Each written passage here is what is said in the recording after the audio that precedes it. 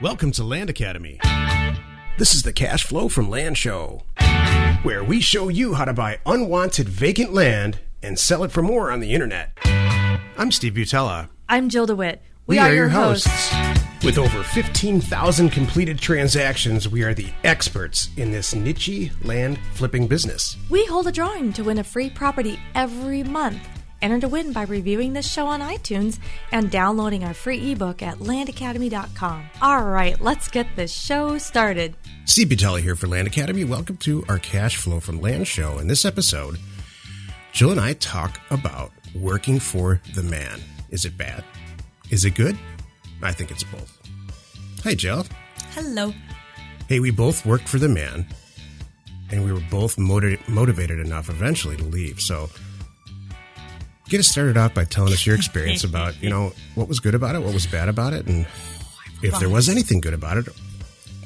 I have a lot to share about this. Excellent. Because I think my experience is different from your experience. Me too. Because the majority of my experience working for the man was very, what's the word I'm looking for? Painful? Yeah. That's great. Yeah, that's one way to say it. I'm going to start. Let me make one positive comment before we get into this. Working at the worst thing, I don't care how bad your job is and how bad you want to get out of there. What you are getting out of that is incredible motivation to start your own stuff. So if that's the worst thing that can happen, then you still win. Exactly.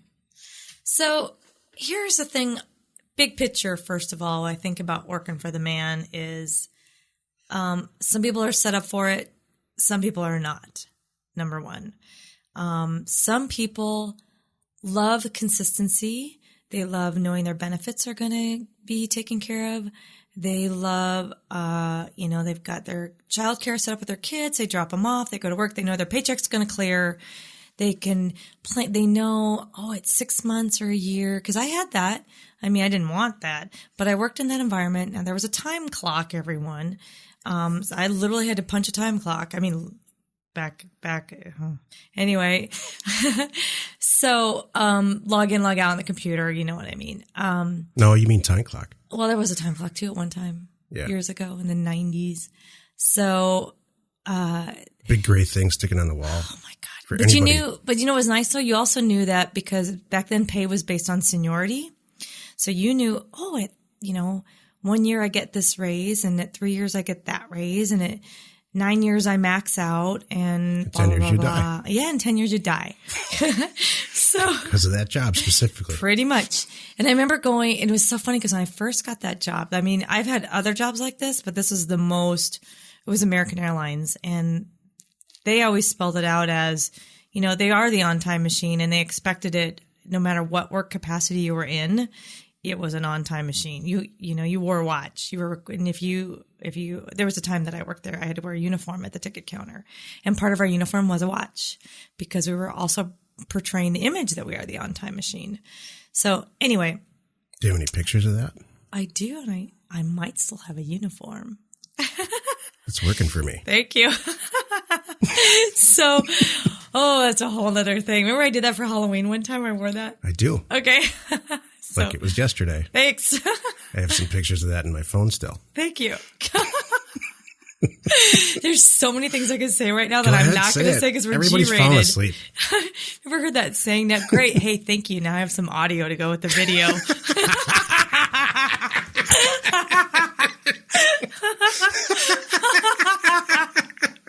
So there you go. I was just like, all right.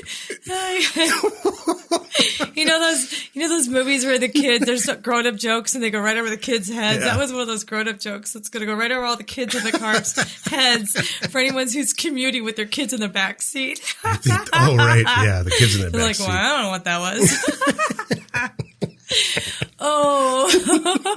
So, okay, back to the reel it back in. But I remember when I first started there, I'm like, there's people here that have 20 years and 30 and 40 years seniority. How the heck do they do that without dying? You know what? That's just what they wanted. They were set up for that, and that's okay. So I want to say, working for the man, there's nothing bad. It's really what's up to you. For me, it was eating me up. It was keeping me from doing what I wanted to do. I had so many things I wanted to get out there and do. And then what happened, I got kind of stuck. Yeah. I'm like, shucks, my pay and my schedule got to be, it's not bad right now. I mean, you really tell yourself this, it's not you justify that bad. It all the way through. Yeah. I can now get Christmas off every year. So it's not that bad, and then, hey, now I'm not working late night shifts and whatever it is. I did that. So for me, it was also good, like what you said, because I finally got pushed to the point where I maxed out. There was nowhere to go. I was, this is it. I was staring at it going, this is it. And you have the golden handcuffs, and I'm like, I'm out of here. I think most people, I include myself in this, you have to hit some version of rock bottom. And I'm not talking about like an AA meeting. I'm talking about just with your career. Right. It has to get so bad that you're just, I said this a few times to myself. When I was in that situation, I said, I would rather flip burgers. I said this. It was because I was in Pennsylvania. I would rather flip burgers in Arizona than work for this accounting firm and one more week in Pennsylvania. And it wasn't state specific, and it has nothing to do with that. It's just, I was just done with it. Well, and that was my version of career rock bottom. So that's when I started going to look for land on the internet. Well, I want to ask you a question. It's in the ebook. I would say for me too, what was interesting, my job was great. It was coasting. It was perfect. I had friends. Everything's great. I was just bored out of my mind and knew I had to do more. So there was nothing wrong with mine. I just knew I had more in me, and I needed to do that. Right. So, all right. So please share with us your story. I'm honestly, I'm always incredibly straightforward and honest, but along those consistent lines, I've never had a job, with very few exceptions, if ever, where I didn't make a great wage. I went through college, graduated, did all the stuff you're supposed to do, and it still didn't work. Mm-hmm. I think that there's a lot of people out there that think that there's this magical thing, like there's some people that get born into these white collar situations, and then they don't have to really work for a living. And then those are the most miserable people. I've known a lot of those people my whole life. They're the most miserable people there ever was. Right. I'll tell you about the happiest people. Okay. The happiest people are, and we just got a compliment from a member who joined yesterday. Oh, yes. What did he say? He said, why does he listen to our show? Because you guys generally, you seem very happy, really happy. We are some of them. I'm not joking. You and I are some of the most happy people I know, if not the happiest. And it has to do with got to hit rock. I had to hit career rock bottom, and rock bottom and some other stuff that we won't cover now. But for me, I don't know. For some reason, it's real effective to just be in a situation where I just can't take this anymore. I'm going to start making some better decisions. Right. I'm going to work toward paying this mortgage off, which we did a lot of years ago. Right. So, because you sit down and you say, you know what, this is going to really make me happy. And this other stuff over here, I don't care about it. Right. That's it. There you go. For me, I noticed how well I sleep better. Back then, even though everything was perfect, I didn't have to worry about anything. I was still kind of a stressed out.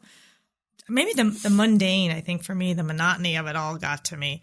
But I remember, what? I just thought of something. Go ahead. Okay. But I'm not laughing at you. Okay. I just sleep so well. What's really funny is you and I are working on this data mailer package thing coming up, which is going to be so fantastic. I can't wait. Yeah. You and I have we're more within days of releasing that. I have more big projects on my plate than I probably ever have in my entire life. You know what? Me too. Right? But Jill, me too. What's wrong with us? I know, but we're both so excited and happy and sleeping like babies. It's hilarious. And because we know what's going to happen. Mm-hmm. We just know we're on the right path. We're doing the right thing. Jill and I are going to release within probably 2 weeks a data package that goes with our. So what we teach our members is learn how to do this, then send out a bunch of offers, tons and tons of offers based on data. So we by 1 million requests, we now are a licensed seller of the best data on the planet, in my opinion. Yes. For a way better rate than they offer themselves. And it all is based on the fact that we've, since the mid 2000s, we have sent, hundreds of thousands of letters out. Literally, when I reached out to them to say, look, I'd like to sell this to my people. They looked at my thing and said, okay, you're qualified. Right. And then we, on top of that, aligned ourselves with a commercial printer that's, to get all your stuff in the mail is pretty close to the price of a stamp. It's a little bit more, but it's very close. So my point is, we're releasing this program now so that our members have no freaking excuses at all. Exactly. You get educated about it, and then here's the tools to do it. Here's the data, and here's the mailing company. All you got to do is sort your own data and choose the right market in that. So we're about to release that. Well, 2 weeks from now, 3 weeks from now. I'm jacked about it too. I don't even look at that part of this as work at all. No. I know how well it's going to work. I know we're going to make some money on it. And I can't wait to see how we should have a contest of who's going to be most successful. You and I get multiple emails every day about this thing. It's awesome. Everybody's ready for it. They need it. So that funny story that I thought about because I was setting this podcast up with one of the people here, and I said, she looked at the title and just looked at me, and I said, what? And I said, you think I'm the man? You're working for the man. And she said, kinda. So be careful. You can become the man. I can be. What? No, you can become the man. You can become the man who people work for. Okay, yes. Just got to be careful not to be Don't be that don't kind be of that man. guy. Yeah. No, I know. So, no, I try. I won't let myself become. No, if anything, what's really funny is I've caught myself going the other way. If anything, I've been too lenient. Yeah, I've caught you doing that too. Thank you. So when I had to put a red egg timer. You know what? That has nothing to do with my employees, I'm dating though. myself too. I had to put a red digital timer on Jill's desk because she was talking to potential customers. This is in the land business. People who had no intention of buying anything ever for like 2 hours straight, just because she likes to talk to people. I would not talk for 2 hours. Right. It's funny. Hey, the other thing I do make friends easily, though. The other thing that I noticed about when you're in those professional job situations for big companies, do you notice that like 3 years will go by in like 1 minute? Oh, yes. But I don't see that here. No, because when you're on your own show, it just because 1 year feels like 5. That's not what I meant, but with you, not what I just meant. kidding. I'm totally kidding. 7 years with you feels like 2 minutes underwater. Thanks. You're so. Oh my goodness. Where is this show going? Somebody's got to save this. No, I'm serious. When I was specifically working in healthcare really early, I was buying and selling hospitals for this company. It was just like 6 months would be like 1 week. Yeah. That's not good. That's true. You true. can wake up 40 years later and just say, what the hell happened? That can happen. You get into that stupid routine where how it happened for me was I get into a routine where, Thursdays I'm dropping off my dry cleaning. Monday I do this, Tuesday I do that. You get so set in a routine, Tuesday night's taco night and, whatever it is. And then you have 10 taco nights or 50 taco nights and there's a year. Yeah. That's how it happens. So back to the topic. Where do our people fit in this? Where do you think our people fit in this situation? Here's the message. Are they happy to be with the man and they're looking for a side thing? Are they? Well, no. I'm serious because are they all done? I do not. I have never spoken with a member who said, I really love this job. I love my job and I just want to make an extra $1,000 a month. I talk about that in the program actually, because I thought long ago that there might be a lot of side business people out there. Right. And maybe there are, because we have a lot of real estate agents who do this as a side business, but I don't think real estate agents are working for the man. True. They're working for themselves. That's true. So what's the message that that I want to send with this podcast? How much is enough? We don't sell misery here. We sell a chance to get out of misery. Or it's not, whatever. Misery's a bad. I should never say that out loud. Sorry. Instead of you are not alone in your ambition, it's going to say we don't sell misery. Steven's new tagline. You are not alone in your misery. Or maybe you are. Join Land Academy. Oh my gosh. Join Land Academy. Oh. You're miserable. Oh my goodness. Do you know what that made me think of right now? We need Jeff. I need to give Jeff a topic. Okay, we have this guy. Oh, remember Jeff. Oh, we have this member, Jeff. He, every Thursday, he is faithful about showing up and being present on we have a Thursday afternoon. We call it our weekly ambition call with our members. And weekly miserable call. This time. I hope Jeff listens to this, and I think he does. So he'll get this, but so we do this great call with all of our members. And at the end of it, we title it, because there's always something funny, like this show. There's always something funny that comes up in our hour-long call with our Q&A, and some funny topic. And so Jeff is like the perfect one at titling it. So Jeff would appreciate that. Was like a little channeling Jeff there. Yeah. You're not alone in your misery. Jeff would have come up with something like that. He's on it. So in the call, we don't title our weekly calls like we do these podcasts. We just wait till the end and we have people pipe in on what it should be called. And it's always something hilarious, awful and rated R and stuff that we cover. As it should be. Because that, unlike this, is a membership call. So the people that are on there, they want to be there. Right. It's not rated G like this. I shouldn't say that. No, but it's not public. How's that? It's a private, closed environment where we can ask. We answer specific questions and get some deals done. Actually, what's the tagline on that? We talk about success and getting deals done. Yeah, together. So it's a great show. It is. It's gotten huge. It has. We are tapping the top of the capacity of our software. Oh, are we there? We're about, so I'll add that to my list again. We just need to change software because it literally doesn't have we use join.me and it taps out at, I don't know, some number, but we're very, very close to it. Got it. I got an email that said and they don't even offer like a solution. Oh. They just say you're close to your limit. Yeah, by the way. Thanks. You might be too big for us. Yeah. Have a nice day. So I'll get it changed over. That's really funny. Hey, if you're fed up with working for the man, join us in another episode where we talk about your all-important success in land investment and in life. Now I got to go find that picture of you in that flight attendant uniform.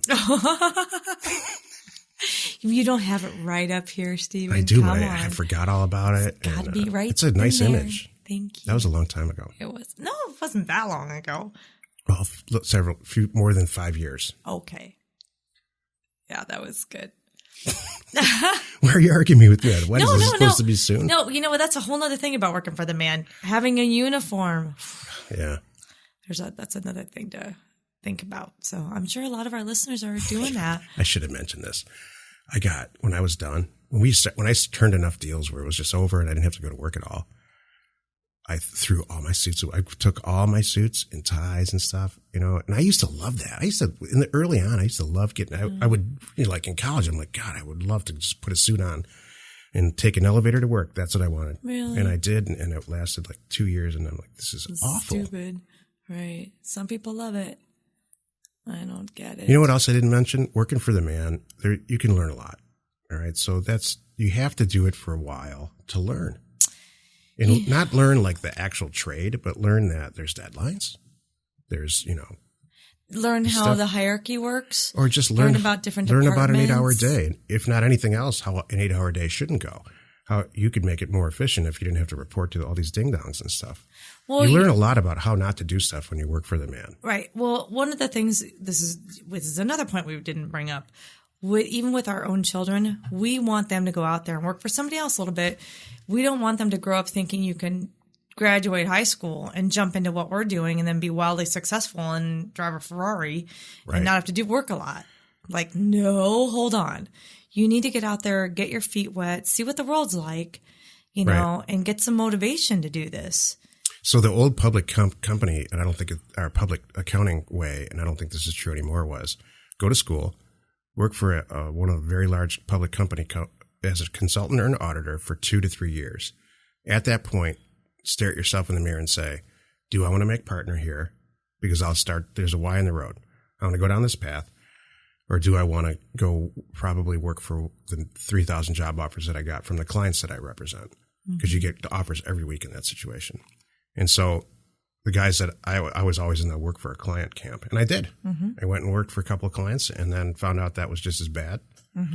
Started this. And I'm glad you did. I don't know what the point of that was. I'm glad you did. Oh, my point was, thanks, Jill. That's when she said, I'm glad you did, that means can you just please wrap this up? It's like, I'm doing that lie. My point is, spend a few years, learn some stuff. At the very least, you're going to learn what not to do. Let's go buy some property. We hold a drawing to win a free property every month. Enter to win by reviewing this show on iTunes and downloading our free ebook at landacademy.com.